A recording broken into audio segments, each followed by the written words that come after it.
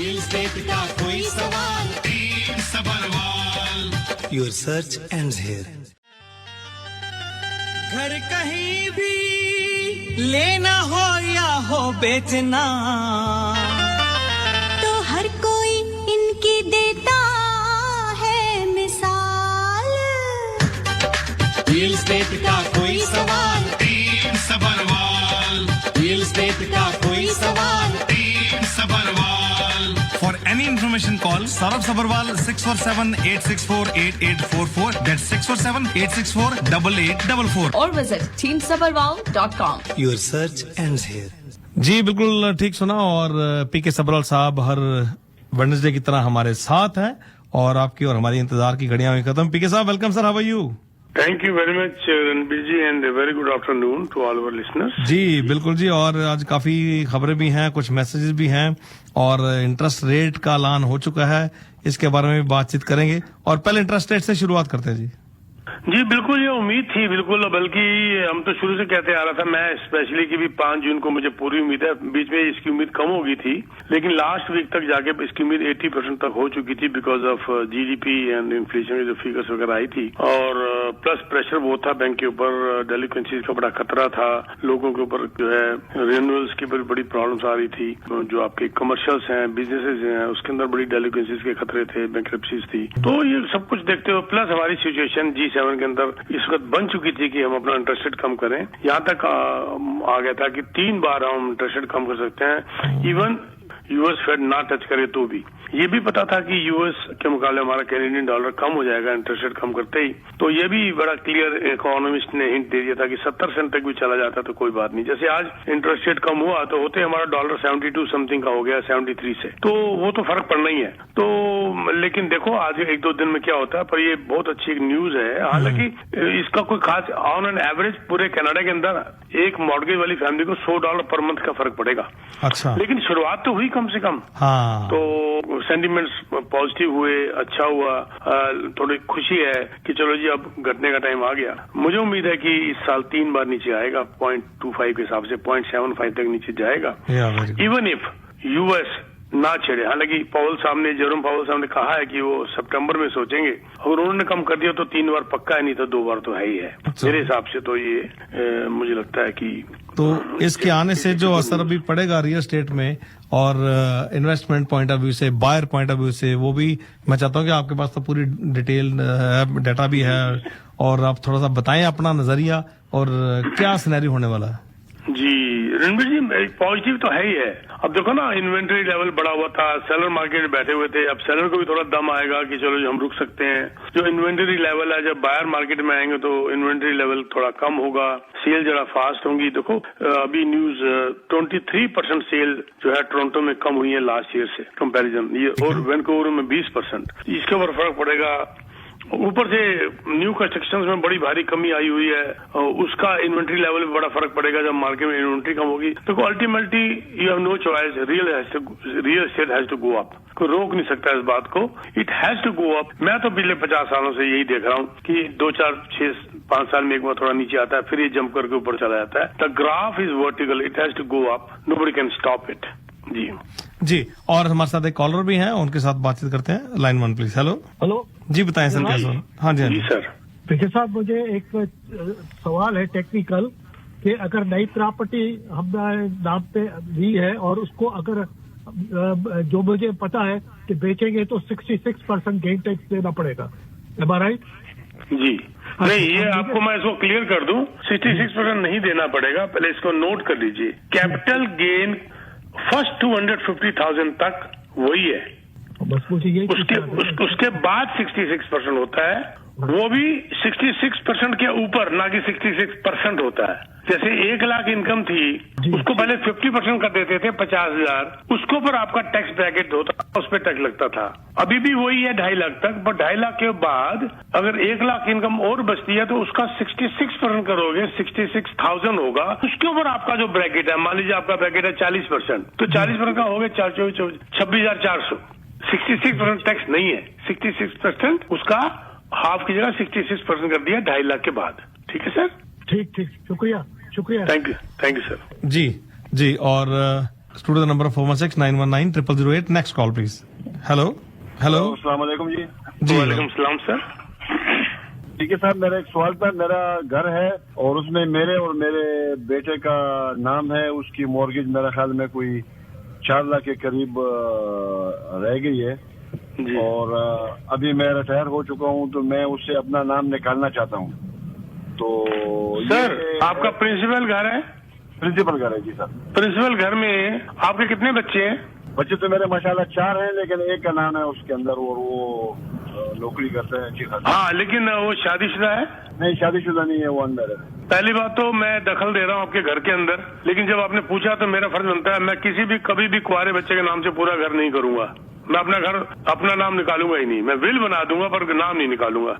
Specially अगर उसके अंदर बाकी बच्चों का भी हक है तो मैं उसके अंदर अपना एक कंट्रोल जरूर रखूंगा, चाहे मैं विल बना के उसको जस्टिफाई कर दूं, पर मैं तो नहीं निकालूंगा नाम। वैसे अगर फर्ज करो इसे निकालने से फायदा होगा या नुकसान होगा? अगर वो मैं तो बता रहा हूँ, नुकसान ही बता रहा हूँ, फायदा तो होगा नहीं जी, नुकसान ही होगा। नहीं, वो दूसरी बात ये है कि आप लॉयर को मिल लो, आप उसकी कंसिडरेशन वैल्यू $1 भी कर सकते थे, पर आप नहीं कर सकते क्योंकि आपकी मॉर्गेज 4 लाख है मिनिमम। वो तो उस मिनिमम मॉर्गेज की वैल्यू के ऊपर तो कंसिडरेशन वैल्यू करनी पड़ेगी। उसके ऊपर जो टैक्सेशन जो कुछ सब टैक्स लगेगा, सब कुछ लगेगा। आई स्ट्रांगली रिकमेंड कि आप अपने लॉयर को मिलो और वो आपका कर देगी। अगर नहीं है तो मैं आपको नंबर दे दूंगा, मुझे बाद में मैसेज डाल दीजिएगा। चलो okay sir, thank you. Thank you जी। ठीक है सर जी। और मैं अक्सर देखे हैं रणबीर जी, जी जब हम अपना नाम निकाल लेते हैं और वो भी स्पेशली कुंवारा बच्चा, देखो बच्चा जितना मर्जी जो भी बहुत अच्छा है, मैं मानता हूँ, हाँ। पर बिगड़ते हुए कोई टाइम नहीं लगता। दूसरी बात है कुंवारा बच्चा है, वो बेटा बहुत अच्छा है, पता नहीं कल को बहू कैसी आती है। मैं तो ये काम नहीं करूंगा। सही बात है, बिल्कुल जी। और एक आसमी जी का मैसेज आया पीके साहब आपके लिए, और उन्होंने काफी देर पहले ही मैसेज कर दिया था कि what is repo rate, how often it is change और declared, who declares government, ministry of finance और bank, what impacts it has on if I have loan versus I have investments in GSE, tax-free saving, etc. Is higher increase in current rate is good news? If I am going to have investments, please explain the pros and cons of repo rates. It's a question for PK ji. Wrong बंदे से पूछ लिया।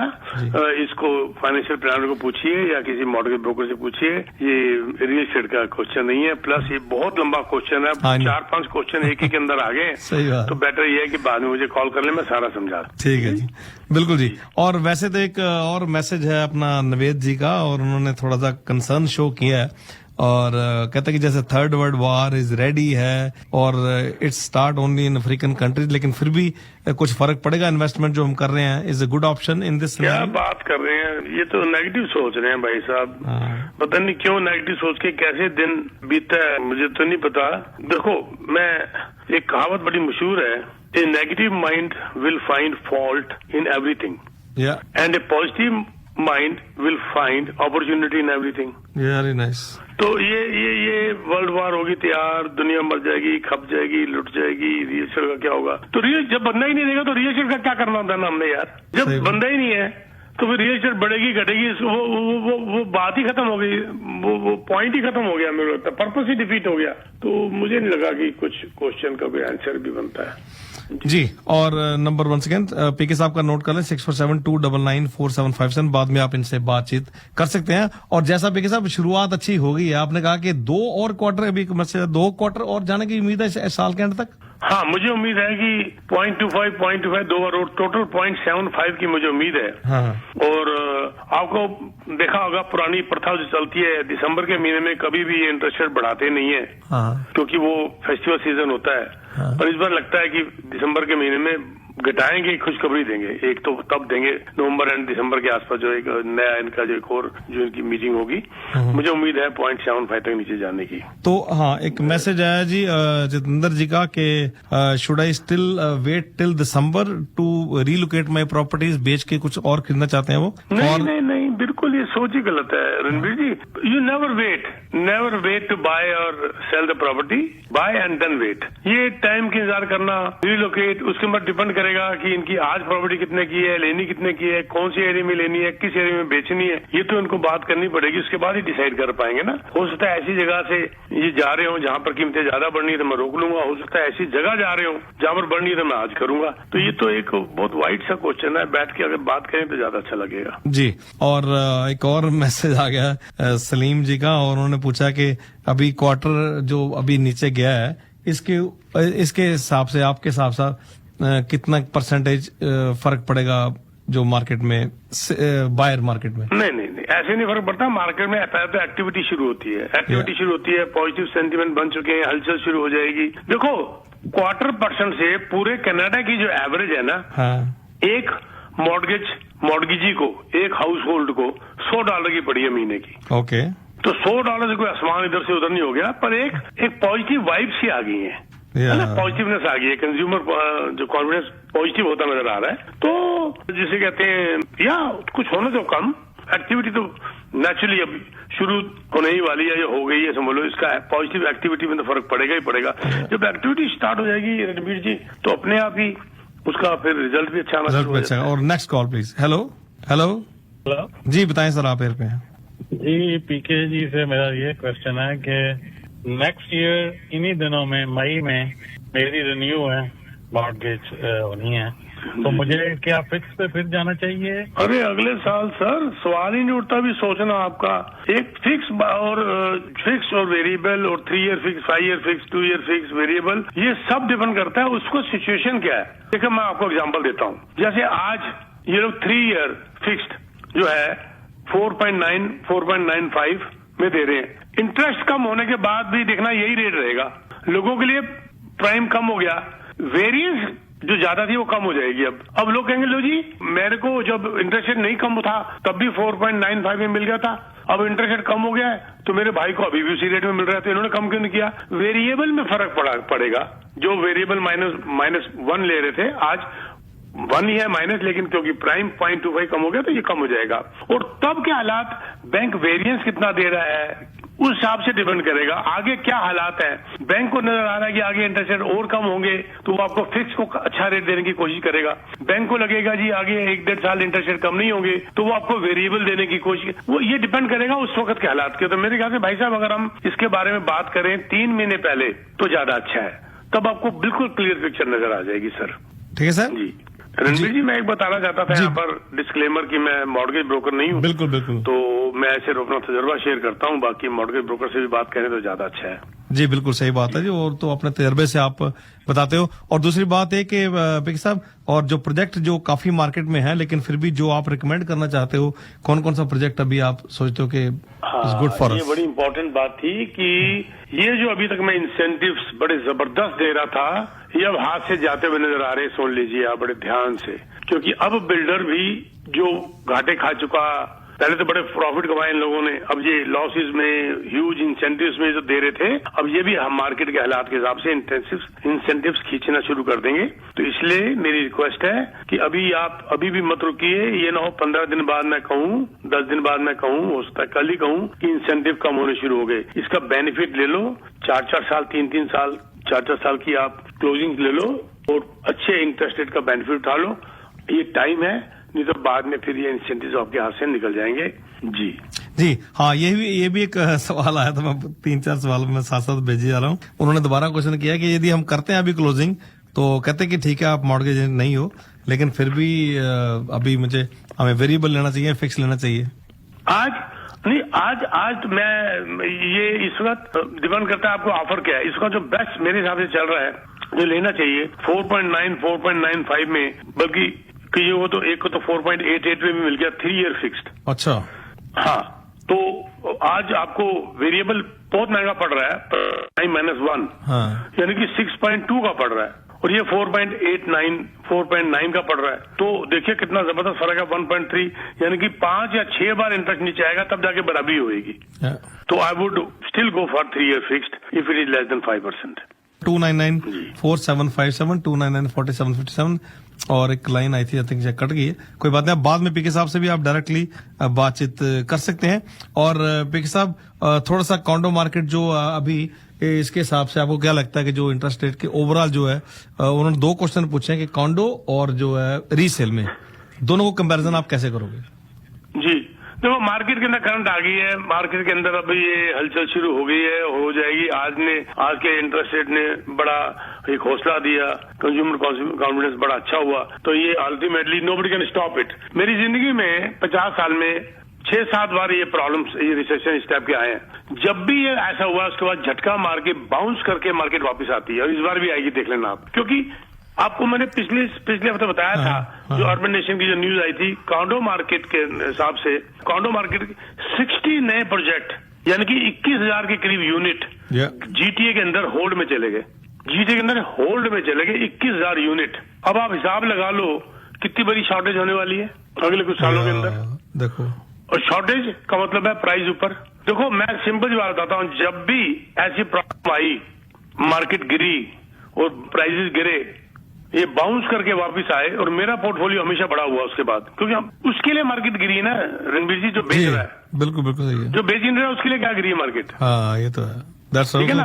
और जो बेच रहा है उसने सस्ती बेची, जो बेच नहीं रहा है उसके लिए क्या गिरी? उसने कुछ नहीं बेची। होल्डिंग कैपेसिटी, होल्डिंग जो है सबसे बड़ा एक मंत्र है ये इसके अंदर, कि जब लाइन लगा के लोग बेच रहे होते हैं हम खरीद रहे होते हैं, और जब लाइन लगा के लोग खरीद रहे होते हैं हम बेच रहे होते हैं। उल्टा सही, फार्मूला यही है। सिंपल सी बात है। फार्मूला यही है, इन्वेस्टर के लिए फार्मूला यही है। बिल्कुल जी। अच्छा रणबीर जी, मैं निकलते बताना चाहूंगा कि हमारा हायरिंग कैंपेन फिर चल रहा है, फिर शुरू हुआ। हर महीने 2 महीने में एक बार शुरू होता है 5-7 दिन के लिए। तो बहुत जबरदस्त इसके अंदर पैकेजेस हैं, बहुत जबरदस्त आपको ट्रेनिंग दी जाती है। मैं खुद इसमें इन्वॉल्व होता हूँ, जिसको लंच एंड लर्न कहते हैं। खाना वगैरह भी सब वहीं सर्व होता है हमारे ब्रोकरेज के अंदर, कोई चार्जेज नहीं होते, कुछ नहीं होता।